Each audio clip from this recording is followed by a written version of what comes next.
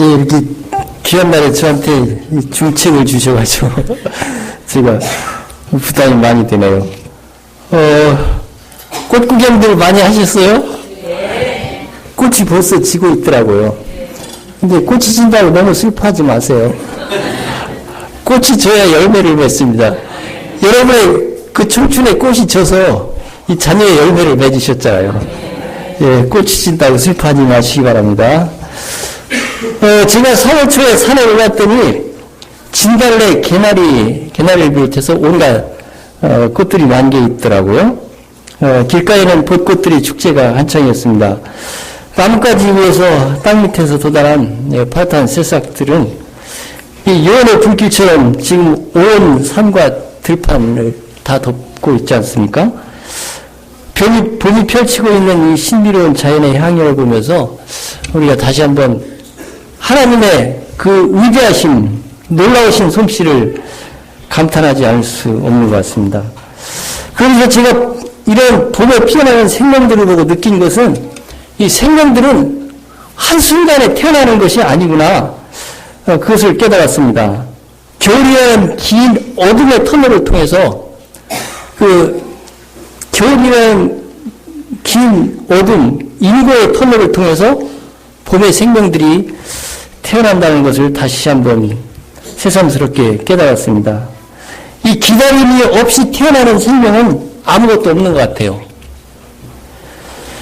봄살이나 들을 수놓는 수많은 화려한 진달래도 수많은 행락객을 불러내는 이런 벚꽃들도 심지어 이름 없는 잡초들조차도 긴 겨울 동안 이런 인내 시간을, 기다림의 시간을 거친 후에 생명으로 태어나는 것입니다. 사람이 태어나는데도 이런 어두운 터널을 반드시 통과해야 됩니다. 그것이 육체적인 탄생이건 어떤 인격적인 탄생이건 영적인 탄생이건 이런 어둠의 시간을 통과해야 우리가 건강한, 육체적으로 건강한 인간으로 또 정신적으로 영적으로 건강한 인간으로 태어날 수 있다는 것입니다. 그리고 성숙한 인간이 되기 위해서는 이런 수없이 많은, 이제 제가 이것을 어둠의 터널이라고 했는데, 이런 어둠의 터널을 통과해야 됩니다. 탄생의 터널, 또 인격이 완성되기 위해서 통과해야 되는 터널, 또 학문을 연마해야 되는 그런 터널, 수많은 관계들의 터널, 특히 성공적인 결혼 생활을 위해서 우리가 통과해야 되는 그런 어두운 시간들이 있잖아요. 그런 것들을 우리가 통과해야 됩니다. 저는 가정과 이 자녀 문제에 대해서, 가정과 자녀들이 이 통과해야 되는 이 어둠의 시간들에 대해서 잠깐 여러분과 말씀을 나누기를 원합니다. 사람이 참다운 인간으로 살기 위해서는 인격 형성을 위한 어두운 터널을 통과해야 됩니다. 왜냐하면 인간이 육체적이고 감각적인 단계를 벗어나 인격적으로 태어나지 않고는 이 참다운 인간으로 살 수가 없기 때문입니다. 따라서 모든 인간은 참다운 인간으로 살기 위해서 인격적으로 태어나는 그런 경험을 해야 됩니다. 왜냐하면 이 건강한 신앙도 건강한 인격의 바탕이 돼야 가능한 것이지, 건강한 인격이 바탕이 되지 않으면 우리가 건강한 신앙을 소유할 수가 없기 때문입니다. 이 경험은 어머니의 뱃속에서부터 시작된다고 합니다. 하지만 인간이 인격적 생명으로 태어나기 위해 가장 큰 진통을 겪어야 하는 기간은 제가 생각하기에 청소년기가 아닌가 그렇게 생각합니다. 이 시기는 인간에게 가장 어둡고 혼란한 시기입니다. 이 시기는 인간이 인격적 생명으로 태어나기 위해서 가장 길고 어두운 터널을 통과해야 되는 그런 기간입니다. 그런데 이 어두운 터널의 시기를 잘 통과하기 위해서 존재해야 될 것이 있습니다. 바로 영유아기에 부모로부터 충분한 관심과 사랑을 받아야 되는 것입니다. 그런데 독일의 칼 비테 목사님은 인간의 인격은 부모와 자녀를 임신하기 전부터 벌써 형성된다고 말하고 있어요. 부모의 행동과 말, 감정, 습관, 가치관, 신앙으로부터 영향을 받는다는 것입니다. 그래서 오늘날 가장 유명한 자녀교육서 중에 하나로 꼽히는 이제 200년 전에 독일에서 시골 목회를 했던 칼 비테 목사님이 쓴 그런 자녀교육서를 보면은 아이에게 세상은 매우 신비하고 낯설다. 세상에 태어난 아이는 아주 연약하고 무력한 존재다. 그래서 나는 아이가 건강하게 잘 자라 세상을 즐겁게 살아가게 할 책임이 있다고 믿었다. 그래서 아이가 성장하기 전에 인격이나 몸을 잘 다스릴 모든 조건을 준비하기 위해 노력했다. 많은 부모는 아이가 3살, 2~3살이 돼서야 이런 생각을 한다. 하지만 반드시 아이가 태어나기 전부터 부모가 해야 될 준비가 있다. 건강한 아이를 얻기 위해서 임신 전에 우리 부부는 임신 전에라고 했습니다. 임신 전에 우리 부부는 정신세계의 체질과 개선에 각별히 애썼다. 호화롭고 사치스러운 생활은 사람을 향락에 빠지게 하고 맑은 정신을 유지하지 못하게 한다. 그래서 나와 아내는 근면 검소하게 생활하려고 노력했다. 우리는 집에만 머무르기보다 틈날 때마다 들판을 산책하며 신선한 공기를 마시고 자연의 아름다움을 감상했다. 그러면 마음이 탁 트이면서 여유가 생겼다. 우리 부부는 항상 평화로운 마음을 가졌고 될 수 있으면 화내지 않았다. 아이는 임신 기간 동안 웬만하면 탈 것을 타지 않았다. 탈 것을 타지 않고 운동 삼아 걸었다. 태어날 아이를 잘 교육할 수 있으리라는 자신감이 충만했기에 아내는 항상 유쾌하게 지냈다. 우리는 늘 들판을 산책하거나 집 주변 언덕에 올라 진지한 대화를 나눴다. 가끔 아내가 우려하면 나는 그녀가 기분 전환을 할 수 있도록 도왔다. 아내가 칼을 가졌을 때 이 자녀를 말하는 것입니다. 얼마나 먹을거리에 주의했는지 모른다. 맵거나 신 음식은 입에 대지도 않았다. 하물며 제일 좋아하는 생선튀김도 먹지 않았다. 뱃속에 아이에게 피부병이 생길까 염려해서 했다. 이 글의 내용을 보면 이 칼 비테 목사님 부부는 벌써 임신 전에 이 태어날 아기가 건강하게 태어나기 위해서 정신적으로, 신체적으로, 영적으로 건강한 아이가 태어날 수 있도록 신경을 엄청 썼다는 것을 우리가 이 글을 통해서 알 수 있습니다. 비테 목사님은 아이의 인격은 어머니가 아이를 임신하기 전에 벌써 부모의 영향을 받는다고 말하고 있어요. 이제까지 이론은 이제 엄마가 애를 임신해서부터 태아의 인격이, 자녀의 인격이 형성된다고 말하고 있는데 이 글에서 보면 태어나기 전부터, 임신하기 전부터 벌써 이 부모의 이 행동이나 말이나 습관 같은 게, 신앙 같은 게 자녀에게 유전된다는 것을 말하고 있습니다. 따라서 건강한 몸과 마음을 가진 아이를 가지기 위해 전제 조건은 건강한 정신과 신체를 가진 남녀가 만나는 것입니다. 부모 중에 한쪽이라도 건강한 몸과 인격을 소유하지 못했다면 건강한 아이를 임신하는 것은 불가능하고, 건강한 아이를 임신하지 못했다면 건강한 아이를 키우는 것은 불가능할지도 모르겠습니다. 그리고 신앙에는 건강한 신체와 건강한 정신에다 한 가지를 더 해야 됩니다. 바로 건강한 신앙입니다. 우리는 결혼하기 전에, 여기도 결혼 안 한 분들이 많이 계시죠? 결혼하기 전에 건강한 신체, 건강한 정신, 건강한 신앙을 소유한 그런 배우자를 위해서, 배우자를 만나기 위해서 기도해야 됩니다. 요즘에 대부분 어때요? 그 사람 돈이 얼마나 있나? 뭐 직장이 어딘가? 뭐 어느 대학 나왔나 이런 거 보잖아요. 그런 것도 중요하긴 하죠. 그런데 그런 것이 우선순위가 되면 안 된다는 것입니다. 따라서 결혼할 상대만 보고 해서는 안 되고 결혼할 상대 부모님을 보고 결정해야 성공적인 결혼을 할 수 있습니다.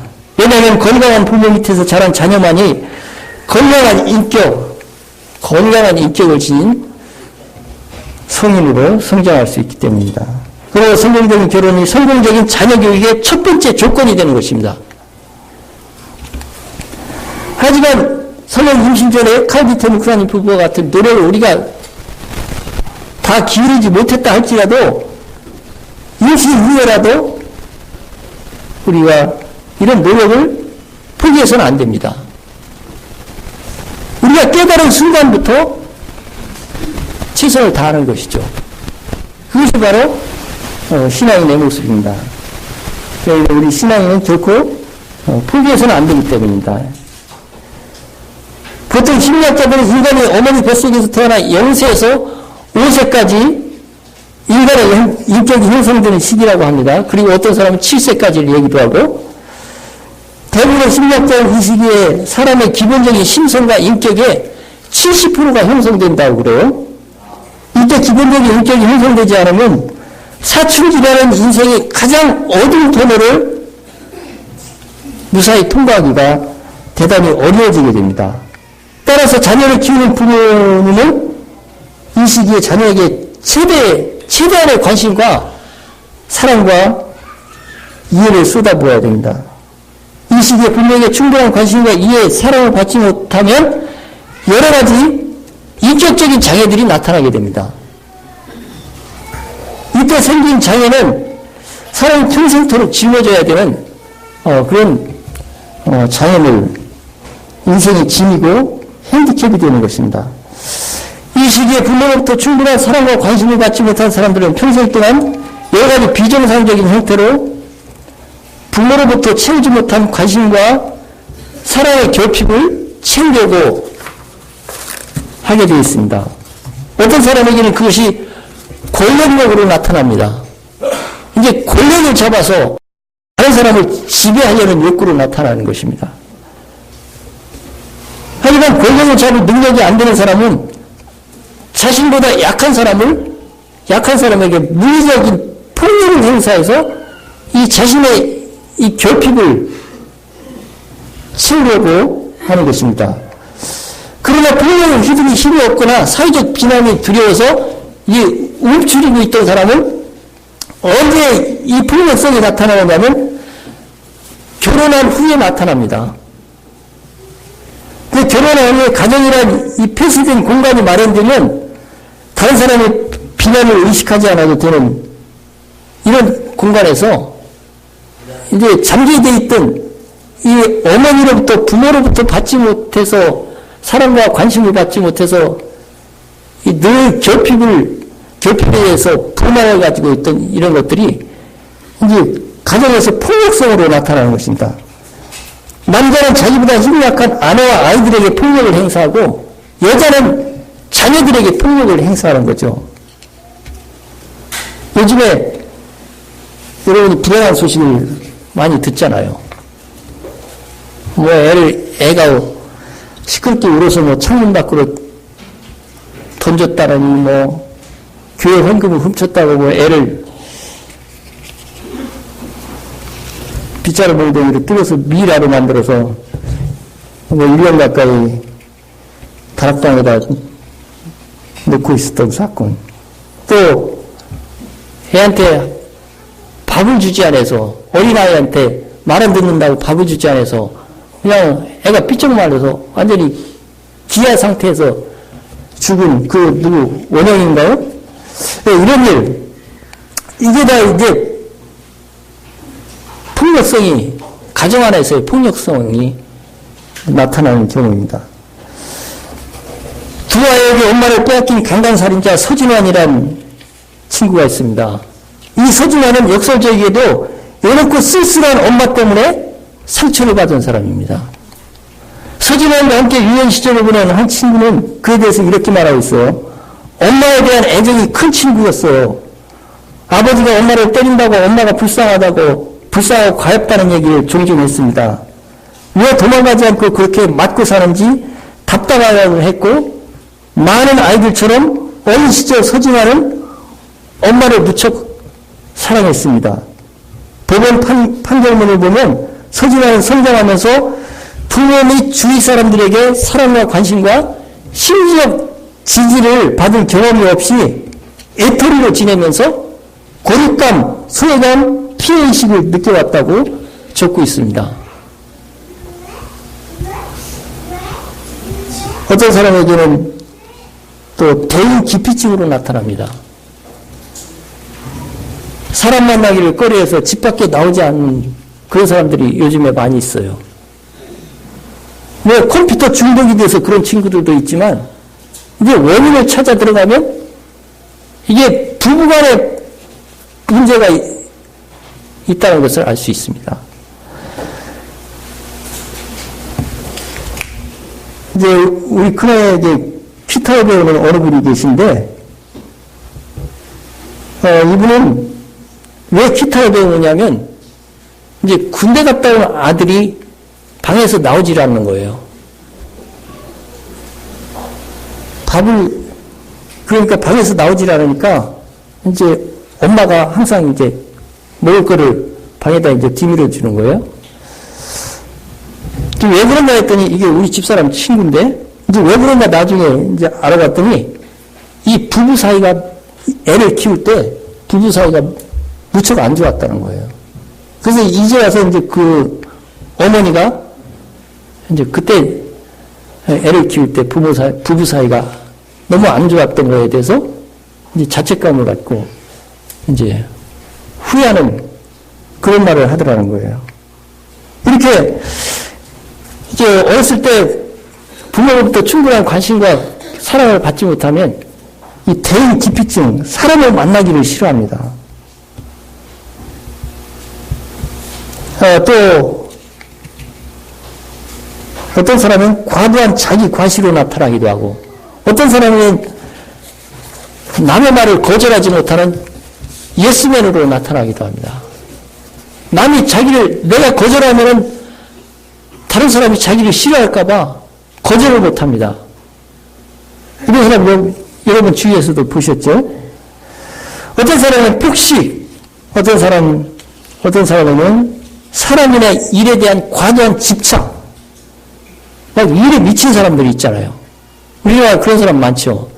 근데 제가 아는 어떤 권사님 중에 새벽 4시에 일어나서 밤 10시나 11시가 돼야 엉덩이를 붙이는 분이 계셨어요. 근데 이분은 이제 다른 사람이 자기와 같지 않은 거에 대해서 이해를 못해요. 모든 사람들이 자기와 같이 막 열심히 일에 몰두하지 않는 사람은 다 게으르다고 생각하는 거예요. 그래서 이분 옆에 있던 사람들은 못 견디고 다 떠나는 것을 볼 수 있었습니다. 또 어떤 사람은 성적 탐닉이나 도벽으로 나타나기도 합니다. 제가 강원도 신앙공동체에 잠깐 있었는데 어떤 사람이 손가락 2개를 자르고 이 산속에 올라왔어요. 그게 왜 그런가 했더니 이 도벽을 끊지 못해서 도벽을 끊으려고 손가락 2개를 잘랐는데, 손가락 2개를 잘랐는데도 다시 도박을 하게 되더라는 거예요. 그래서 산속에 도망왔다고 그렇게 말하는 얘기를 들었습니다. 사람이 어린 시절 부모로부터 충분한 관심과 이해와 사랑을 받지 못하면 그 결핍을 채우려는 여러 가지 비정상적인 형태들이 이렇게 나타나게 되는 것입니다. 어떤 사람은 또 이 과도한 집착, 일이나 사람에 대해서 또 과도하게 비정상적인 집착을 보이는 사람이 있어요. 제가 비봉에서 목회할 때 어느 분이 계신데, 이분은 장로님 딸이었는데 기도원에 갔다 오다가, 처녀 때 기도원에 갔다 오다가 이제 자기 그 밑에서 이제 차를 기다리는데 어떤 멋진 남자가 와가지고 이제 태워다 준다 해서 탔는데, 어떻게 이게 잘못된 만남이었습니다. 알고 보니까 사실 집과 아내가 있는 사람이었어요. 근데 뭐 일단 살고 있는데 이걸 쉽게 떠날 수가 없는 거예요. 자식과 아내가 있다는 걸 나중에 알았지만 이미 일은 저질러졌잖아요. 근데 또 폭력성까지 있어가지고 매일같이 이제 맞고 삽니다. 그래서 제가 그러면 안 된다고 당장 떠나라고 당신 떠나야 된다고. 근데 진짜로 어느 날 떠난다고 전화가 왔어요. 그래서 그 남자가 이제 직장 가는 틈을 타서 트럭을 불러서 집을 실었어요. 싣고서 한참 가다가 저한테 전화 왔는데 그때 제가 전도사, 전도사님 안 되겠어요. 제가 다시 돌아가야 되겠어요. 이게 집착증, 예, 병적인 집착증이죠.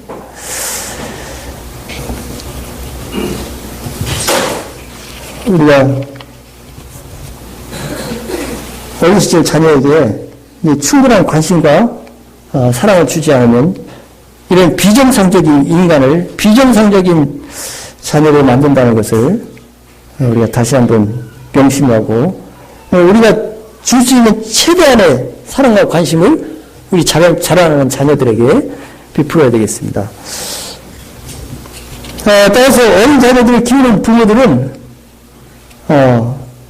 이런 사랑과 관심뿐만 아니고 신앙적으로 날마다 하나님 말씀으로 양육해야 될 그런 책임이 있습니다.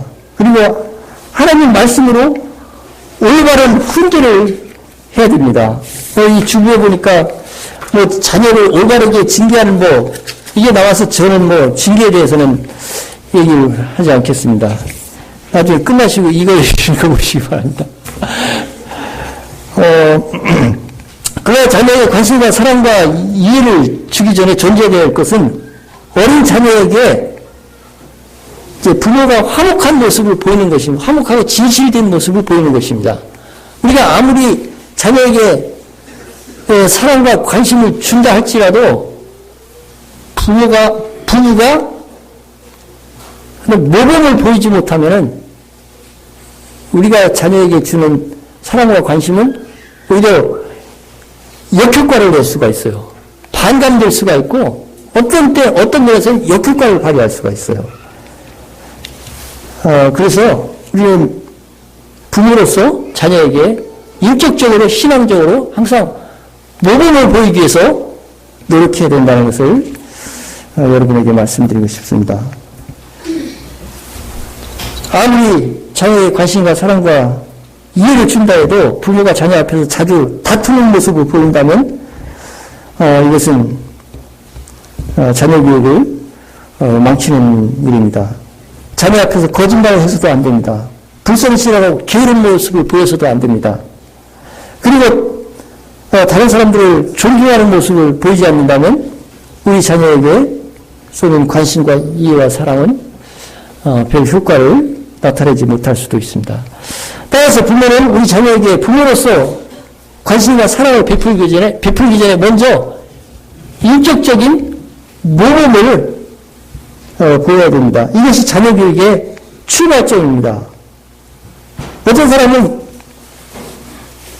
실제로 그런 사람들이 꽤 있어요. 막 자기 자녀는 엄청 막 챙기고 이렇게 애틋하게 하는데 부모로서 전혀 모범을 보이지 못하는 그런 사람들이 있어요. 자녀의 인격이 형성되는 영유아기의 중요한 시기를 잘 통과하면 인간의 일생에서 가장 어둡고 혼란한 시기인 이 청소년기의 어두운 터널을 잘 통과할 수가 있습니다. 그러나 이 시기에 상처를 많이 받고 자란 아이들은 청소년기의 어두운 터널을 통과하지 못하고 평생 이 어두운 터널을 빠져나오지 못하는 그런 불행한 일이 생길 수가 있습니다. 우리가 이런 사람들을 이제 성인 아이라고 그러잖아요. 성인 아이. 몸은 다 컸는데 인격 수준은 초등학교 저학년 수준인 거예요. 청소년기는 사람의 인격 형성을 사람이 인격 형성을 위해 통과해야 되는 가장 중요하면서도 가장 어두운 터널이에요. 저는 제 나름대로 생각해봤는데 인간이 어머니 뱃속에서 태어나서 서서히 청소년기라는 인생의 어두운 터널로 빠져들어가 그런 생각을 해봤습니다.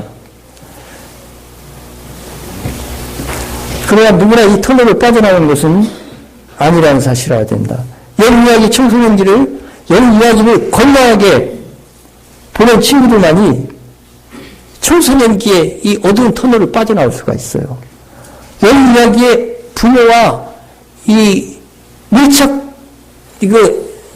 애정적으로 이 정상적인 관계가 유지됐던 친구들, 사랑으로 이 밀착 관계가 돼 있던 그런 친구들만 이 청소년기의 어두운 터널을 빠져나올 수 있다는 것을 저는 여러분에게 말씀드리고 싶습니다. 이 터널을 빠져나온 사람은 성숙한 인격으로 성장해가기 시작하는 것입니다. 하지만 청소년기의 어두운 터널을 빠져나오지 못하면 사람의 인격은 더 이상 성장하지 못하고 평생을 인격적 장애로 살게 되는 것입니다. 바로 이것이 성인 아이인 것입니다. 그래서 우리 부모는 우리 자녀가 청소년기의 어두운 터널을 잘 빠져나올 수 있도록 최선의 노력을 해야 됩니다. 이 터널은 정말 어두운 터널입니다. 한 치 앞도 분간할 수가 없어요. 앞이 어딘지 뒤가 어딘지 여러분 어두운 터널 들어가 보셨어요? 이게 앞이 어딘지 뒤가 어딘지 전후 좌우가 분별이 안 되는 데가 이게 터널입니다. 고속도로 터널로 말씀하는 게 아니에요. 무엇이 옳고 그른지, 선이 무엇인지, 악이 무엇인지 이 가치관의 혼란을 겪는 시기가 바로 이 청소년기의 이 터널입니다. 언제 어디로 튈지 예측이 불가능합니다.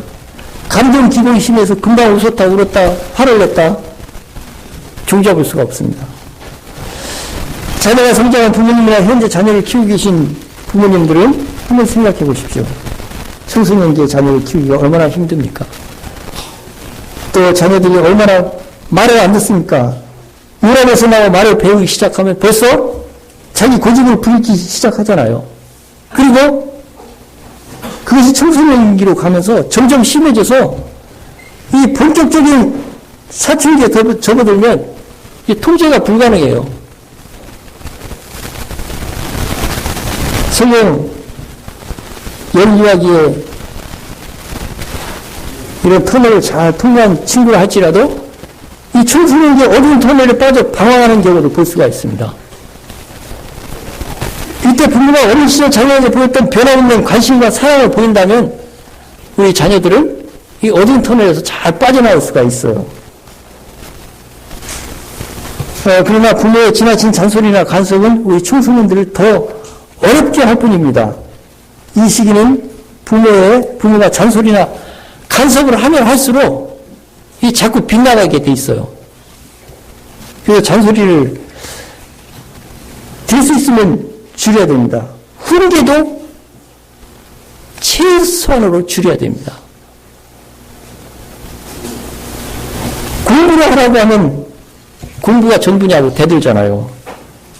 교회 가라고 하면 말로는 간다고 하고 엉뚱한 데로 가잖아요. 심지어 부모에게 폭언을 하고 선생님께 폭력을 휘두르기도 합니다. 못된 친구를 만나 잘못된 길로 접어들어서 부모님의 애감정을 태우는 자식들도 많이 있습니다. 인간이 이 세상에 태어나서 사춘기 시기까지의 이 시기는 인간이 통과해야 되는 가장 어두운 터널입니다. 이 어두운 터널을 잘 통과해야 성숙한 인격의 소유자, 성숙한 신앙인이 될 수가 있습니다. 성숙한 한 인간으로 이 땅에서 살아갈 발판을 마련하는 것입니다. 그런데 문제는 이 시기에 부모가 우리 자녀들에게 해줄 수 있는 것이 별로 없어요. 청소년기에 접어들면 벌써 부모가 해줄 수 있는 것이 별로 없어요. 이 사춘기에 접어든 애들한테는 이 좋은 말, 이 교훈적인 말, 이런 거 통하지가 않아요. 훈계, 이런 거 통하지가 않아요. 오히려 이제 속으로 이제 겉으로 표현하는 친구들은 좀 이제 뭐라 그럴까? 아주 용감한 친구들이고 겉으로 표현하지 못해도 부모가 자꾸 훈계하고 막 야단치고 그러면은 속으로 뭐라 그러겠어요? 요즘 뭐 지난번에 천정배 의원이 문재인한테 너나 잘해라 뭐 그런 말 하더라고요. 너나 잘해라 그래. 너나 잘해라. 예. 속으로 그런다고요. 그러니까 훈계할 생각 하지 마세요. 기도하고 이제 우리 말 안 듣는 자녀가 있으면 기도해야 됩니다. 하나님께 매달려서 기도하는 수밖에 없어요. 청소년기를 잘 통과하게 해달라고. 나쁜 친구 사귀지 말게 해달라고.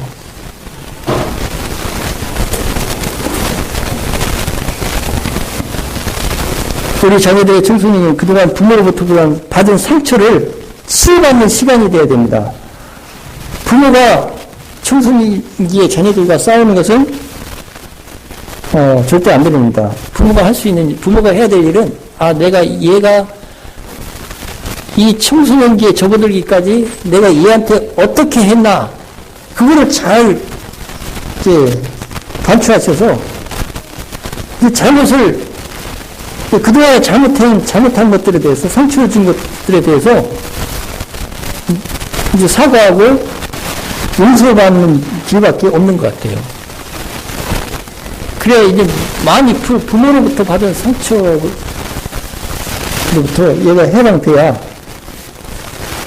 이제 마음이 풀어지고 이제 이 청소년기의 어두운 이 혼란한 시기를 통과할 수가 있습니다.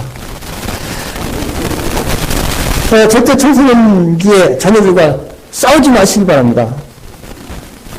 우리 부모님들은 이 터널을 통과하고 있는 자녀에게 상처를 주지 않게 상처를 주지 않기 위해서 말을 특별히 조심해야 됩니다. 제가 이제 시간이 다 돼서 제가 말씀을 짧게 줄이도록 하겠습니다. 제가 마지막으로 말씀드리고 싶은 것은 모든 생명들은 어둠에서 태어난다는 것입니다. 우리가 그토록 눈부시고 아름답고 신비로운 눈으로 바라보는 꽃들도 나뭇가지에서 땅 밑에서 돋아나는 초록빛 새싹들도 겨울 동안 어둠 속에 갇혀 있었지 않습니까? 인간은 어두운 어머니의 뱃속에서 10달을 머물고 있었습니다. 하나님께서도 이 세상을 창조하실 때 어둠 속에서 생명을 창조하셨어요.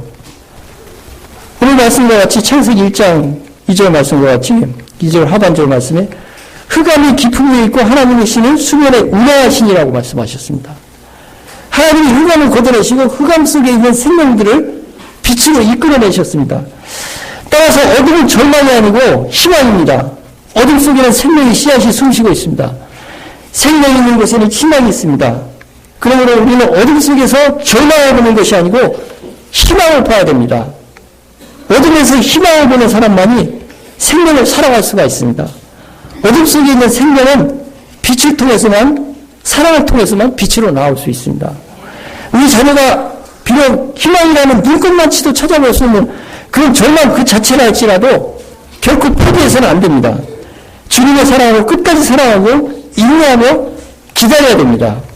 이 어두운 터널을 통과하기까지 우리 부모님들이 자녀를 대하는 태도가 자녀의 인격을 형성한다는 사실을 깨달으셔야 됩니다.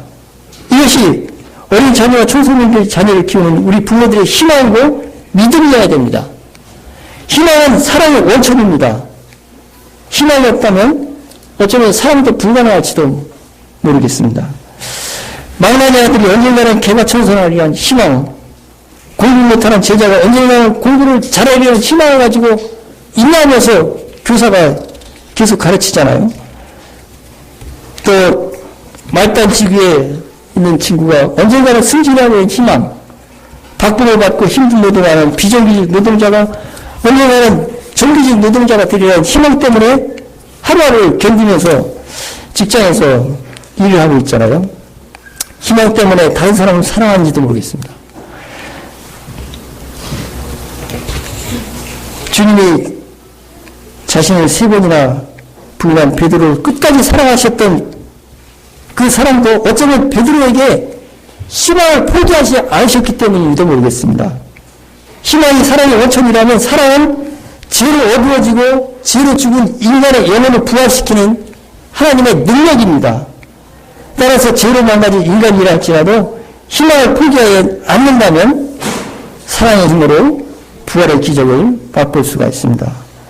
우리 자녀들에게 이런 희망을 놓지 말아야 되겠습니다. 오늘 인륜이 무너져 내리는 오늘날 한국사회에서 우리 화평교회 성도님들 가정에서만은 사랑의 힘, 인내의 힘으로 죽은 생명이 부활하는 역사가 일어나야 되겠습니다. 우리 화평교회 성도님들 가정에서 자란 모든 청소년들은 인생의 가장 어두운 터널의 이 청소년기를 모두 무사히 통과하여 모두 성숙한 인격, 성숙한 신앙인으로 성장해 가기를 주님의 이름으로 부탁드리겠습니다. 예, 잠깐 기도하시겠습니다.